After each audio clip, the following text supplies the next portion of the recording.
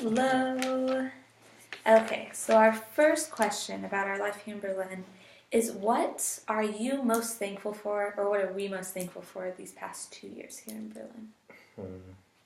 I definitely think we're most thankful for God's mercy during this time, God's provision, and just how much we've learned both about like ourselves, about our relationship with God, our relationship with each other.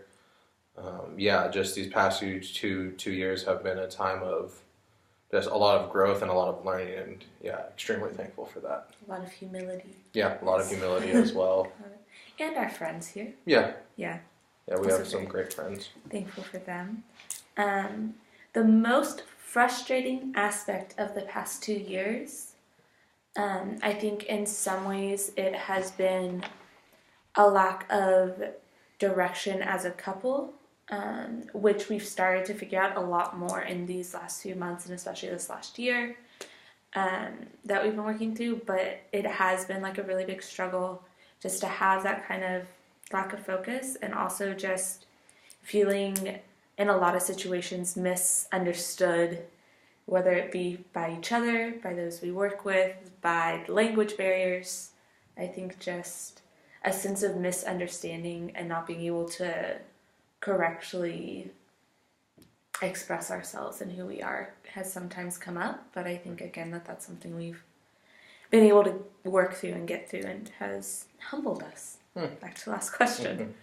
For both of us, what is our favorite place in Berlin?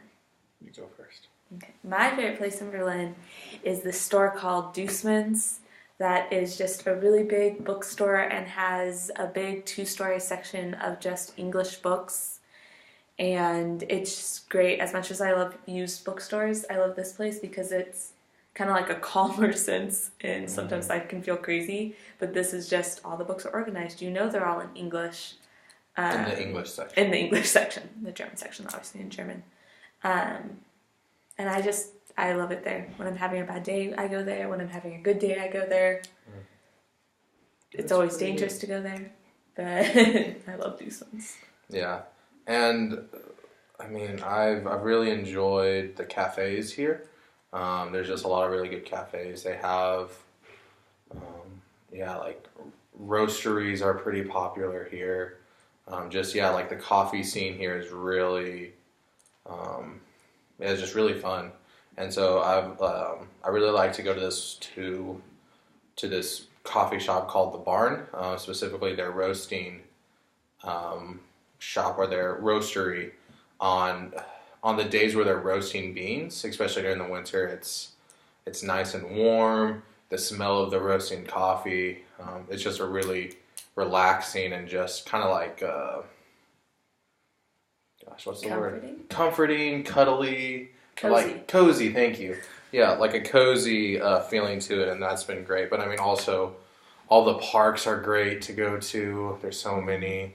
Just walking around the city is really enjoyable as well. There's so much to explore. There's so much to see. Yeah.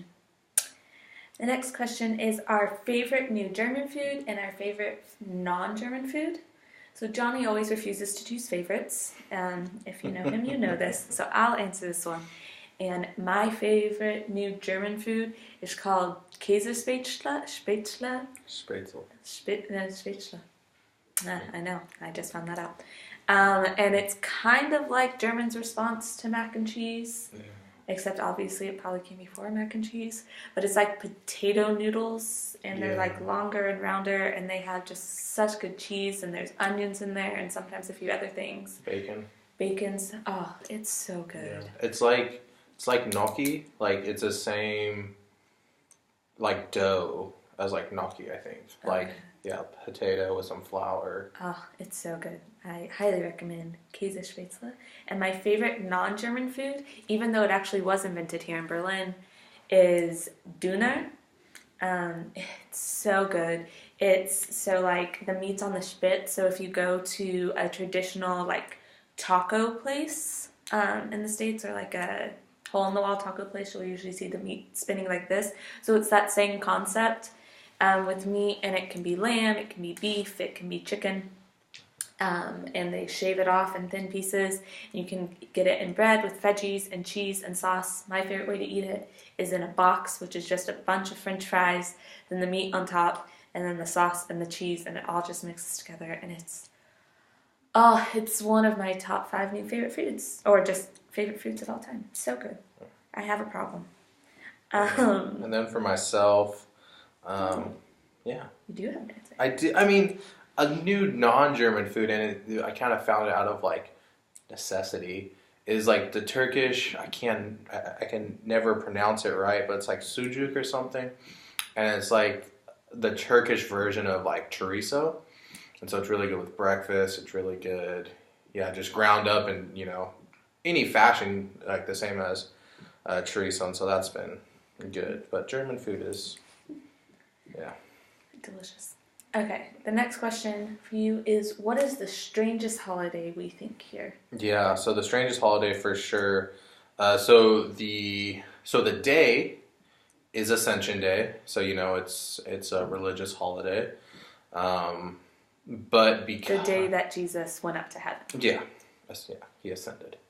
But because so not Germans, there are many non-Christian Germans, and so it's also the day, it's kind of like their Father's Day as well, Ascension Day, but they call it Mannertag, so it's literally man's day. And so you see just these big groups of guys, not big, but like maybe like up to 10, and they're toting around a wagon or like a wheelbarrow full of beer, meat, sausages, bread. They're usually playing music, have lawn chairs, and so all they do is go around the entire city just drinking and eating. They normally go and find a park to sit. No, but they definitely, it's kind of like a moving party of sorts, a moving Father's Day of sorts. Yeah, but it's their version of Father's Day. And my favorite part is when you see the big groups of men and there's like one woman following along. Yeah, she's kind of like the designated decision maker, Yeah, like the girls like following along, like the protective girlfriend or something. Or wife. It's always amusing. Yeah, she doesn't really look happy most of the time. No, the poor one lone woman. Okay, and our last question is 2 parts, and so you can answer the first part. What are we most excited for being in the States for a whole year? Yeah, I'm most excited for, seeing friends again, like the ease of the relationships there, being with family, just taking that time to plan and really pray and think about what life is going to look like when we come back. But just really excited for this period of just planning and praying and just really listening to God and what He has in store for us when we come back. And what we are most nervous for our year in the States is it is really hard to step out of our relationships here and step out of the ministry we have going here, and knowing that a lot can change in a year. And so not having to completely restart over, but having to rebuild a lot of things when we come back can be a little nerve-wracking. Yeah, and also the fact that Berlin's constantly a changing city, and so we're just constantly praying that like the relationships we do make with friends here, they're still here when we come back, and that's kind of a fear, is that maybe they'll have moved back to their home country or moved somewhere else, so that could be scary. Thank you for sending us the questions. Bye guys.